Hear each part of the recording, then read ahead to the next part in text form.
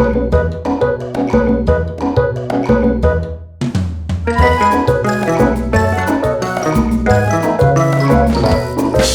super cute and easy to find. Hello, little doves. I'm Iona Uradreams. And I'm the Nubian Vixen. And we are here with all the tea in Disney Plus. And we're talking about The Mandalorian Episode 5, The Gunslinger. We have to do it more Star Wars. We totally do that. Pew, pew, pew, pew, pew, pew. This was, I have to say, one of my favorite episodes. Okay, I'm just gonna start from the beginning. Okay, so when I'm watching it the second time, I'm sitting and doing my makeup, and I'm like, oh, pretty, but I just listen to it in the background, the episode, and I have to say, from the beginning, this was the most captivating episode sounds that started off with. It started off with a space battle and the Mandalorian getting chased by another bounty hunter and coming to find him. And you kind of know that it's early on that it's not going to happen, but it's still captivating enough that you're like, wow, they started this off hot. Yeah, because we haven't had a real space battle yet. No. This is really the first big dogfight in space that we've had for the Mandalorian. And Star Wars is big for big space battles and lots of ship looks and the docking and the whole slow. So this, I thought, really harkened and harmonized back to the old days of Star Wars and way we thought of and heard Star Wars in the end. Yes. So I was really... I was like... as the episode started, and my husband was talking, I'm like, no, shh. It was amazing. So we start off with a space battle, and sadly, he kind of gets his ass kicked a little bit, even though he destroys him and wins. He skillfully pulls out. He basically kind of pulls a Maverick move from Top Gun. He kind of pulls one of those things. It's like, get the guy that's behind you in front of you by slamming on the brakes and then right. And I was like, wait, are we watching Fast and Furious or are we watching Star Wars? But I was like, in space, fine. I'm down. I'm down. Yeah, that's fine. So in lieu of the space battle and him kind of getting his butt kicked, we see him going to a local space repair dock. Space repair dock. That's what I was looking for. And we get to meet... Pelimato at the space dock, and we actually get to hear where we're going before we get there. Oh, yes. Because he's trying to figure out where to go, and then he's like, oh, we're going to go to Mos Eisley. Which, of course, if you're a big Star Wars fan, is a... I'm going to stop you right there because I have something to share. Because it was so special for me when I heard Mos Eisley that I knew what planet we were going to because, original trilogy, Mos Eisley was a big deal. So I remembered one of the most intriguing and well put together lines back from A New Hope, Episode 4 of Star Wars, that it just always stuck with me from when I was a kid. It's like, oh, if you want to know where they're going to the place where if there is a bright center of the universe, it's the planet that it's furthest from. I just got chills. I love that line. It's seriously the best line that I've ever heard in Star Wars ever. Just because it makes you think. It's like you hear the sentence. It's like, what is he actually saying? And you have to actually kind of work that out. And then you hear all kinds of, really his perceptions about how he feels about. And I'm talking about Luke. How he felt about where he lived and how he felt about his situation and things like that. So that actually touched me very much. And I was just like, oh my God, those words, as soon as I heard Tatooine, that line came back to me. So sorry I had to drag you down memory lane there, but it was a moment for me. It's an important moment because we also when we first hear that line, we realize that there's so much more to the space than even saying that. Just that, not even that it's far away, but collectively there's so much more going on there that's not within the sight of the light, which is like the Empire, which has no hold here on Tatooine. They have no presence not anymore, and no holds there, no strength there. So we really get to see Tatooine as that dark and like villainous infested place. Right, because we actually get to go back to the cantina where Han and Greedo were, and where Luke and Ben go to find Han. We go to the same cantina. Which, not talking about it now, but they've rechanged the scene for the Guido and Han. And anyways, that's another time. So, we're at this space repair station. He gives a down deposit for the holding of the hangar. Yes. And then goes and looks for finding work to pay for the rest. Mm-hmm. And so we end up at our den of scum and villainy that we love so much. La Catina. La Catina. And he asks the bartender droid if there's any work, and the bartender droid says, nah, there ain't nothing here for you, man. I ain't got nothing for you. The Bounty Hunters Guild isn't here no more. Goodbye. No, bye-bye. And then he hears a voice from behind, sitting at the same table, almost in exactly the same posture that we've seen Han before, with his legs up on. Anyway. Legs up on the table. He's a presumptuous little shit. He having really his feet is. up like that. And his name is Toro. Was it Calkin? Calkin? I thought what? Toro Calkin. We wrote this down, and I'm not even sure that we wrote it down. I think I wrote it down wrong. Calkin. I wasn't gonna out you like that. I'm not good at spelling from pretty. So we meet Toro Calkin. We'll just call him Toro. Toro. Yeah, Toro. And he presents the Mandalorian with a job that he's been given that he wants to get into the Bounty Hunters Guild with, which is very fractured at best, and not necessarily anything that Mando would want to get involved in, really, because didn't the whole guild just come after him a couple episodes ago? So he's not necessarily wanting to help people get into this guild that he just destroyed. But he wants money. And that's for sure. Toro says, you can have the money, I don't care, I just need this to get in. I need the bounty. Meet me with speeders at the dock 5-3 or something 3, T3. Look at you. Something 3.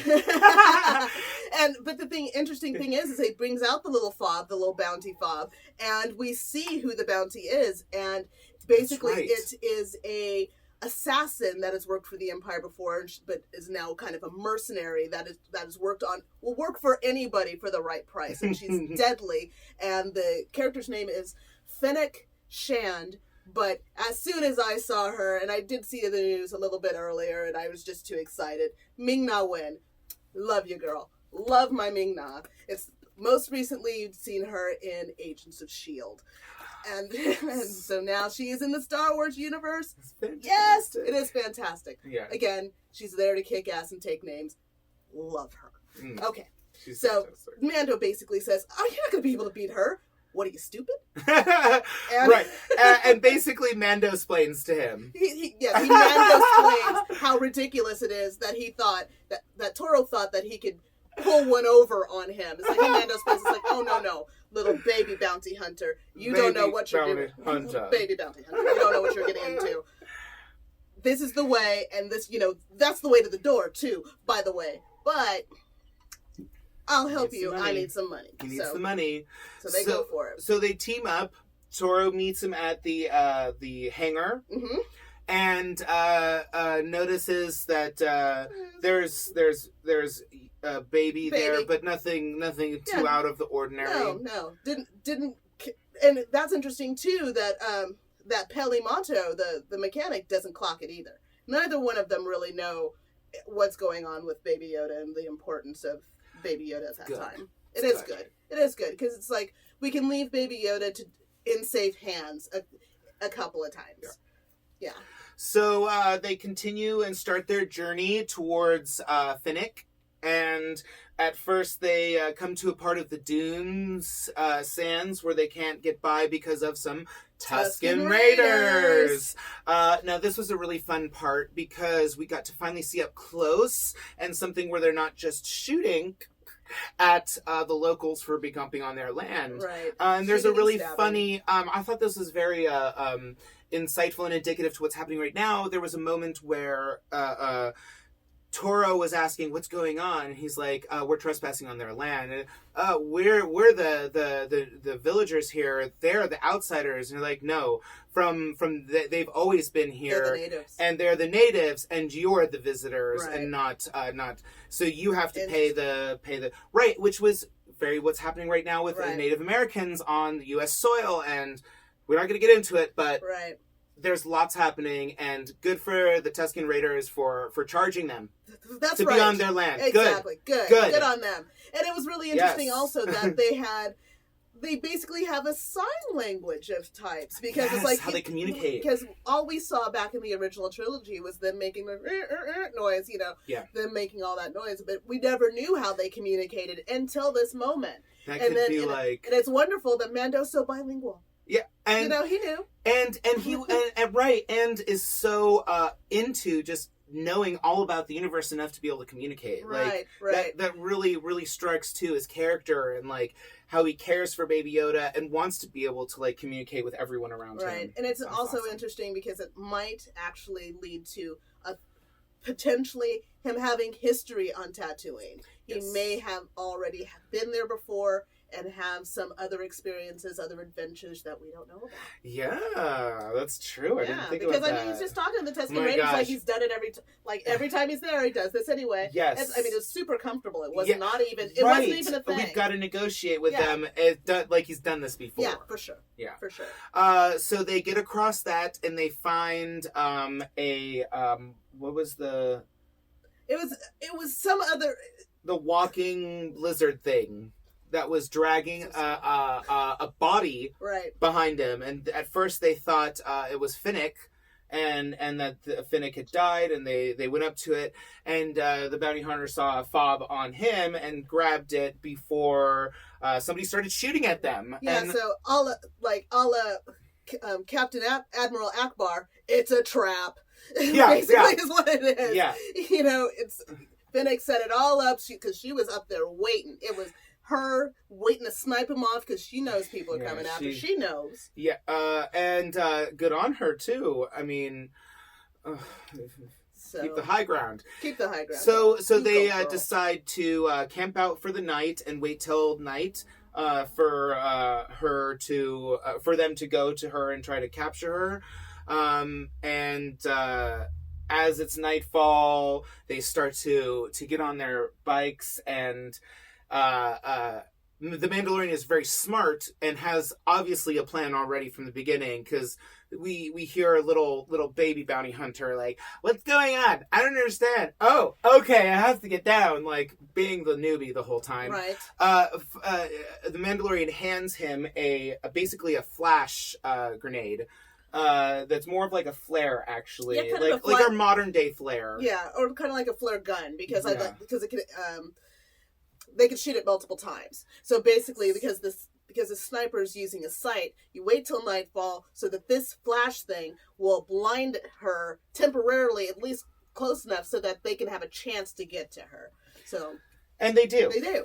There's a fun little epic on speeder shooting flashers and trying to outwit the sniper, right.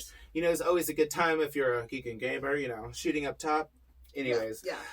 So they go to Finnick, and at first Toro is there trying to fight her, getting his ass. Is what Toro is doing. Correct. Losing his pistol. Right. I mean, all the way across there. Right. And so Ming-Na comes out kicking that ass. And I love it. I love you, girl. And she gets. I'm gonna just gush over you the whole time. I love you, girl. Woo. Anyway. Calm down. I know. This girl, serious girl crush. Serious girl crush. I love her so much. I really do. Anyway. Would you marry her? If she'd have me. Oh my gosh, Lisa. If she'd have me, I would. Yes. Oh my gosh, you were so adorable. I know. Anyway. So, Finnick gets Toro in a compromised position as the Mandalorian comes up behind her and says, not today. Right. And she's like, okay.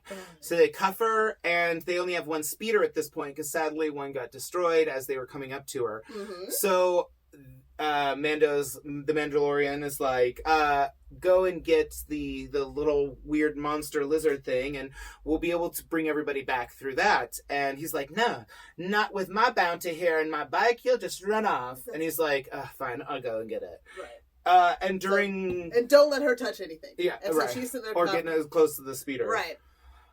So he goes and gets the lizard thing, and as he does that, Finnick decides to play some mind games with Toro, which you should. I mean, bounty hunters got to just go from the beginning. Right. So she convinces him that the Mandalorian is a bigger bounty than she is, and she's small fry, I'll help you get the Mandalorian. And he's like, haha, well, if he's such a bigger bounty anyways, then you're shot. Because we don't. Yeah, we'll get there. We'll get there. So he shoots her. So he shoots her. And says basically, it was like, well, I don't need you now that you've given me a good idea. Thank you. Now I know what's going on. Bounce it. He does. And he leaves to the space station as Mando comes back to her body just laying there.